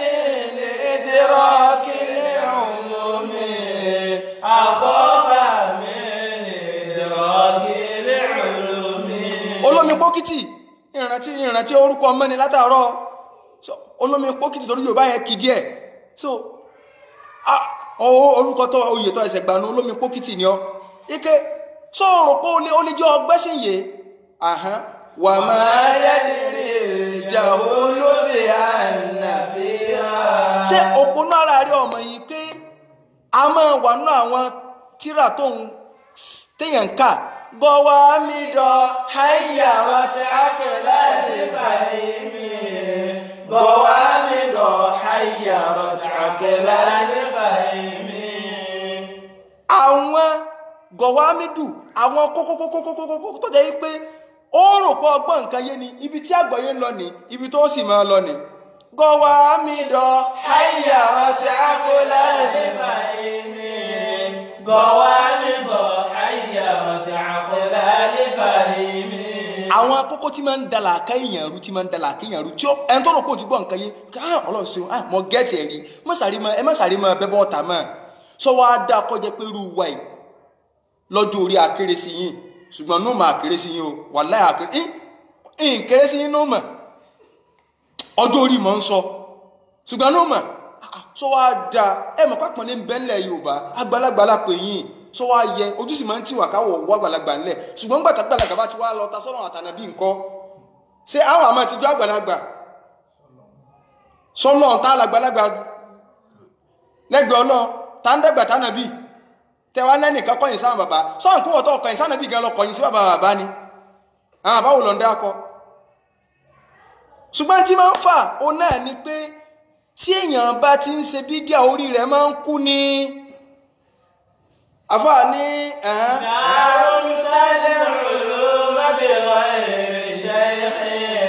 إذا رمت tàlẹ̀ uluma bi ghayri shaykh. Tó bá lọ fẹ́ máa kí ó láì jẹ́ pọ́ láàfà gidi téèyàn máa tẹ́tí àti èèyàn máa ka wọn kọ́ àyọ̀gbà mi nítorí pé ọjọ́ ti lọ fẹ́ lọ múra fún júmọ́. So ẹ kẹ́ bọ́ta bẹ́ẹ̀ náà dìde nìkan sọ pé ọ̀gá yín tí máa sọ kú sọ wípé ànábì Ọlọ́run ti ṣàlàyé àwọn nǹkan kan báyìí àná kìríkà wà kìríkà ọwọ́ ní wàsákàtà an àṣìyà ànábì ńgbọ̀ fẹ́ máa sọ̀rọ̀ orí wàsákàtà an àṣìyà fala tas'aluha wallahi tẹ́ ẹ bá mọ kí gbogbo ẹ̀yin tẹ́ ń tẹ̀lé lẹ́yìn ó yẹ kẹ́ ẹ mọ̀ yìí pé láwọ́ ò lè sọ kó fa ànábì ò lè sọ kó fala tas'aluha fala tas'alu anha ṣe bíbí bùdírù ṣe kànú fala tas'aluha ṣé ẹ mọ̀ túmọ̀ wàsákàtà an àṣìyà ànábì dákọ̀ ń pa àwọn nǹkan kankan tó bá ní fala tas'aluha ó sì àwọn àṣìyà ẹ̀ nímọ̀ fún olùbí ọwọ́ akọ́ fala tas'aluha má béèrè rẹ̀ wọn èyí lò bá fala tas'alu anihani má béèrè ń pa rẹ̀ kí ó yẹ yìí mo sì lè sàrẹ̀ jù bá ń lọ ẹ̀kẹ́ ń rò pé ẹmọ kí o ní bẹ́ẹ̀ sí ń bọ̀ ta lẹ́nu náà wù níta àwọn kọ́mọ ń kọ́mọ nu sọ wọn fẹ́ kí ó àwọn kọ̀ọ̀kan ló gàrọ̀ bí àtọ́ gbọ̀yé fala tas'aluha má bi léèrè inú túmọ̀ fala tas'aluha má bi léèrè ṣé àwọn àṣẹ àlá lọ bi léèrè ní fala tas'alu anha nge bá ń sọ pé ọlọ́ni wọ̀ ṣúàrọ̀ yẹtẹ́bí múlùgọ̀hún ákẹ́ lẹ́yìn lálẹ́ lórí save your soul tọ̀rọ̀rọ̀ ìjírá láàsọ ṣé ń jó pàdé ànàbí kí ló fa ìjírá ẹ̀kọ́ wù la fẹ́ rí yọ́n bí ìjírá nge bá ń sọ pé wọ́n jó pàdé ànàbí sọ́tù ṣúàrọ̀ tẹ́ ń kígbe tẹ́ ní àwọn Hasan bunu Thabit òun lọ́lọ́ọ̀bà àlékiọlá ní sọ pé lalladina amanu suratu ṣúàrọ̀ tọ́jà wípé Mẹ́kà ló ti sọ̀kalẹ̀ Hasan bunu Thabit ọmọ Mẹdínà tó gba Ìsìlámù sáwọn Ọlọ́run ṣe ìsìsìnà abẹ́ ẹ̀ mọ́tẹ́ ń sọ ni. Mo dúpẹ́ lọ́dọ̀ Ọlọ́run tó ṣe mí lálùsùn náà o Ọlọ́run mọ́jẹ ń tẹyàn rẹ̀ tí ń fi pàdé ìwọ Ọlọ́run o mọ́jẹ ni wọ́n máa rọ mi wá o Ọlọ́run wọlé àjọkọ̀ oṣù rẹ̀ àfáà ní tọ́ ọ bá ti lọ́ọ́ fẹ́ mọ kẹ́ ó tọ́ fẹ́ mọ kàtí àláìní láàfà tọ́ tẹ̀ sí ó lè jọ́ mi ké ẹ dákun kí ni ẹ tún wíńbì kí ni lóga sọ kí ni ṣẹ̀ríà sọ kí ni kan dọ́lálítà ní siratil mustaqim dọ́lálítà ní siratil mustaqim. Ọ sọnù dànù a ò sí lójú ọ̀nà mọ́ torí pé wàtálítàbí sọlẹ̀ olómú alayka hatta. ọ̀rọ̀ sọ àwọn dàrúmọ́ olójú débi pé tẹ̀sírọ̀ àdọ́là mi ta omi lé àkíní. ọgọ́jù ràkúnmí àkímù lọ. tí a máa léèyàn gọ̀jù ràkúnmí àkí ara tá à ń sọnù orin tá à ń tún nísìn ọkàn mọ́ gbọ́ ọgọ́jù táwọn àkímù ràkúnmí àkímù gan ó tún ní kí sọ ó tún ní tẹ̀tẹ́ bí wọ́n sọ pé tí lábá pòwe pé lágbájá ọgọ́jù ràkúnmí àkímù lọ sọ́rọ́ àkímù dìdìrín nígbà náà àwọn èèyàn gbà kọ́kọ́ sẹ́ni tó dìdìrín tó ọwọ́ ní ràkúnmí wọ́n máa ń gun ràkúnmí àwọn èèyàn náà kó jẹ́ pé ràkúnmí ìbá nílà àká ni ó ń gan lẹ́yìn kó máa gun àkímù ju ẹni tí ó bá ti lè tẹ̀lé ìlànà súnà yóò gọ̀jù ràkúnmí àkímù lọ hada wa sallallahu ala sayyidina Muhammad wa ala alihi wa sahbihi wa sallam taslima subhanaka wa hamdik ashhadu an la ilaha illa ant astaghfiruka wa atubu ilayk subhana rabbika rabbil izzati amma yasifun wa salamun ala al mursalin walhamdulillahi rabbil alamin.